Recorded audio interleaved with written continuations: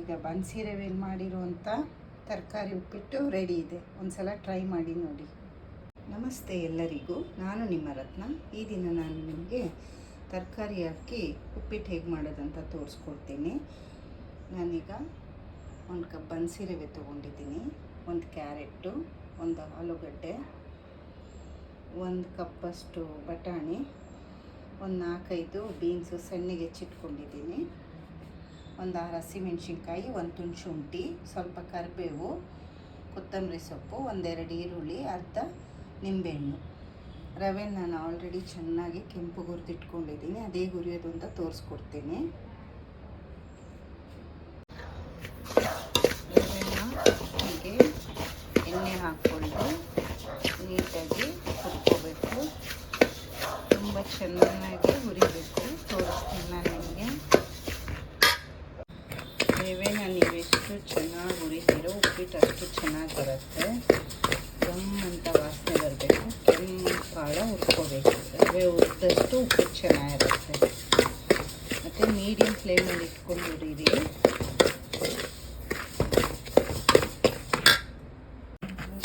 ಹೀಗೆ ಹುರ್ಕೋಬೇಕು. ಕಾಣಿಸ್ತಾ ಇದೆಲ್ಲ. ಈಗ ರವೆ ರೆಡಿ ಇದೆ. ಈಗ ಒಂದು ಬಟ್ಲಲ್ಲಿ ನೀರು ಇಟ್ಕೊಂಡಿದ್ದೀನಿ. ಇದು ಕುದಿಬೇಕಾದ್ರೆ ತರಕಾರಿ ಹಾಕ್ಕೊಳ್ಳೋಣ. 1-2 ನಿಮಿಷ ಕುದ್ರೆ ಸಾಕು. ಈಗ ತರಕಾರಿಗಳು ಹಾಕ್ಕೊಂಬಿಡಿ.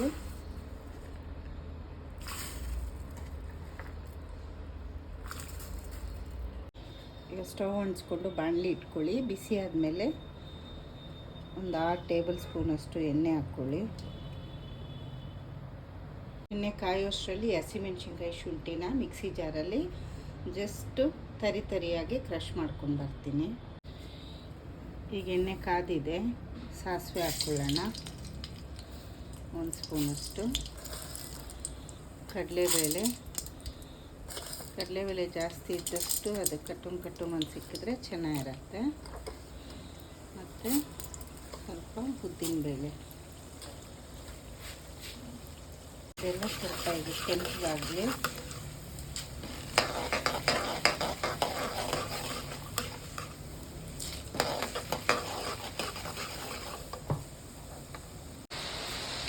ಈಗ ಕರಿಬೇವು ಹಾಕ್ಕೊಳ್ಳಿ.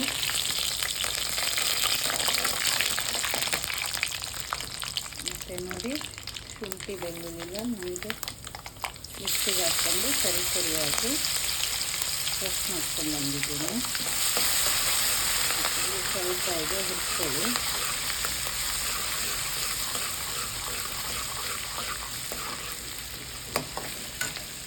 ಈಗ ಹೆಚ್ಚಿಟ್ಕೊಂಡಿರೋಂಥ ಈರುಳ್ಳಿ ಹಾಕ್ಕೊಳ್ಳಿ.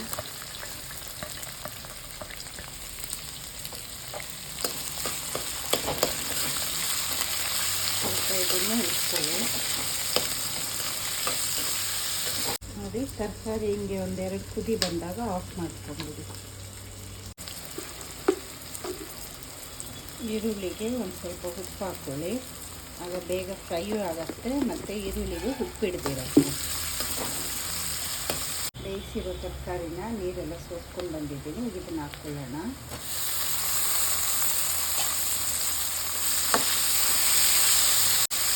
ಈಗ ನಾನು ತರಕಾರಿ ಹಾಕ್ಕೊಂಡಿದ್ದೀನಿ, ಇದನ್ನು ಫ್ರೈ ಮಾಡ್ಕೊಳ್ಳೋಣ. ಹೀಗೆ ನಾನು ತರಕಾರಿ ಬೇಯಬೇಕಾದ್ರೆ ಉಪ್ಪು ಹಾಕಿರಲಿಲ್ಲ, ಈಗ ಸ್ವಲ್ಪ ಉಪ್ಪು ಹಾಕ್ಕೊಳ್ತೀನಿ. ಮತ್ತು ಎಲ್ಲದಕ್ಕೂ ಫ್ರೈ ಆಗ್ತಿದೆ. ಅರಿಶಿನ ಹಾಕ್ಕೊಳ್ಳಿ.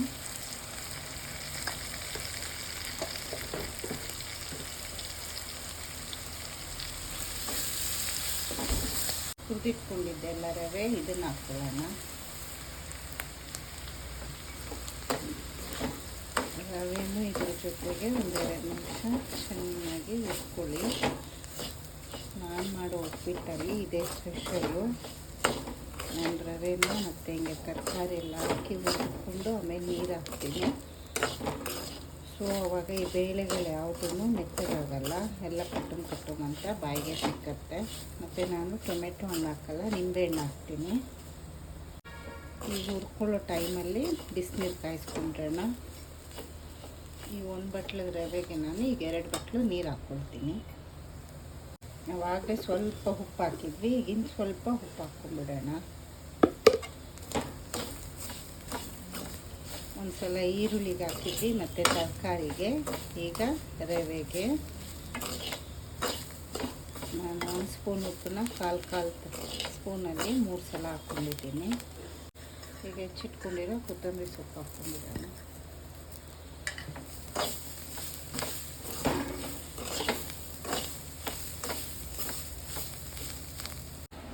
ಈಗ ರವೆನ ಚೆನ್ನಾಗಿ ಹುರ್ಕೊಂಡಾಗಿದೆ, ಬಿಸಿನೀರು ಕಾದಿದೆ. ಸಿಮ್ಮಲ್ಲಿ ಇಟ್ಬಿಟ್ಟು ನಿಧಾನಕ್ಕೆ ನೀರು ಹಾಕ್ಕೊಳ್ಳಿ.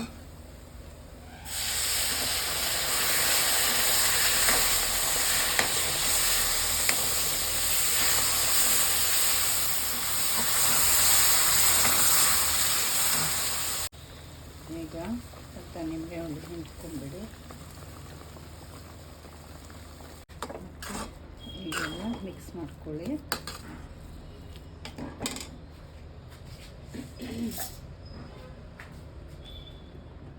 ಒಂದೆರಡು ಸ್ಪೂನ್ ತುಪ್ಪ ಹಾಕ್ಕೊಳ್ಳಿ.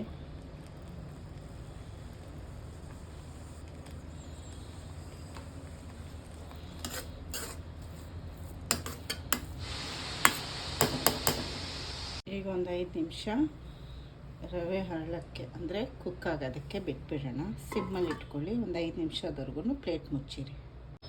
ಈಗ ಮುಚ್ಚಳ ತೆಗೆದು ನೋಡೋಣ. ನೋಡಿ, ಉಪ್ಪಿಟ್ಟು ರೆಡಿಯಾಗಿದೆ, ಉದ್ದುದ್ರಾಗಿ ಇದೆ.